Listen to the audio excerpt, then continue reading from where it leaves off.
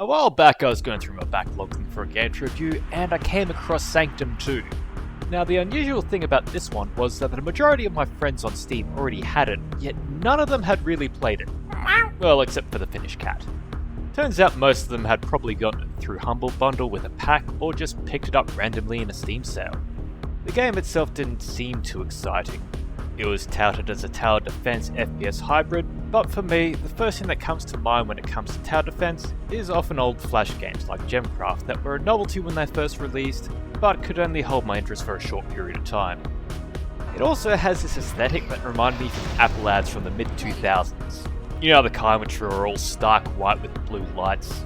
But seeing as I bought it with the intention to review it, I loaded up with not much in the way of expectations, played it, and played it some more, and played again, and all I could think of is why the hell hasn't anyone else played this yet? I ended up playing this a bunch and had a bloody good time doing so, both solo and with others. You start off picking your character from a roster, each with their own playstyle. Skye, who feels a little generic, Sweet, the cute girl with the big gun, who ended up being my go-to character, the robot Simo, who takes on the role of marksman but doesn't really play well when going solo, and Hagen, your stock standard Vanguard tank. Then you select your loadout. In the beginning, you only have access to all the level 1 gear, but as you gain XP and level up, you realise the Gatling gun sucks and replace it immediately with anything else. You also get some new secondary weapons as you go along, and some perks to help customise your playstyle. Each level has you dropping in a few tower bases, building your towers on top, then releasing the swarm and blasting away at the enemies alongside your towers. Then you gradually build up your maze and turrets as you progress through each round, defending the core and gaining XP. Now, one thing I did particularly enjoy was, despite the maps being themselves relatively small arenas, they did encourage some exploration. Climbing up scaffolding or finding a way into some obscure area led to hidden zones with things like extra mines to help with defense, strange setups with unique music, or an arcade machine to play around a snake. Another good thing about each level is they're not all reliant on the same tactic. Some require more focus on strategic placement of turrets, and others require you to take on a more proactive role as the primary damage dealer. On top of that, not all the enemies are susceptible to turret damage. For them, you need to take aim at the blatantly obvious glowing, pulsating tumour that is their weak spot. Which explains why I'm blasting away at this Hefson flamed arsehole right here. Moving on to multiplayer, this is where I think the game works extremely well.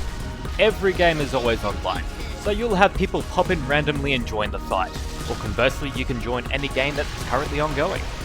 Here you get the option to give your resources to your teammates during the building phase if you feel the need to do so, or just build your own thing.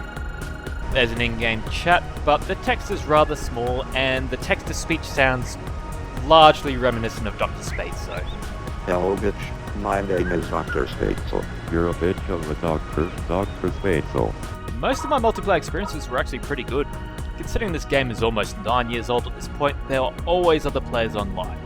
A good number of people who joined my game ended up giving me all their resources and sort of followed my lead. Others did their own thing and built upon what I had already started. But every once in a while you get some twat who tear everything down and build their own thing. Thankfully that was a rare occurrence. In terms of presentation, the game looks pretty good. The maps are bright and colourful, which contrasted well with the domineering enemy designs, though some of the animations of the main characters were a little clunky. The music was sort of just kind of there a lot of the time, but it did have a few standout tracks. There's also a story that's just kind of tacked on, conveyed through a comic strip, but I think it was nothing more than a distraction during the loading screens. But should you buy it? Well, my first question should be, do you already have it? Considering how many people have gotten this game through bundles, I would check your library just to see if you happen to pick it up at some point. Otherwise, yeah, I'd say it's absolutely worth picking up. Plus, it also comes in the always handy 4-pack. But now, I'm going back to see if I can beat the last level. This big bastard keeps destroying all my towers. So thanks for watching, and I'll catch you next time.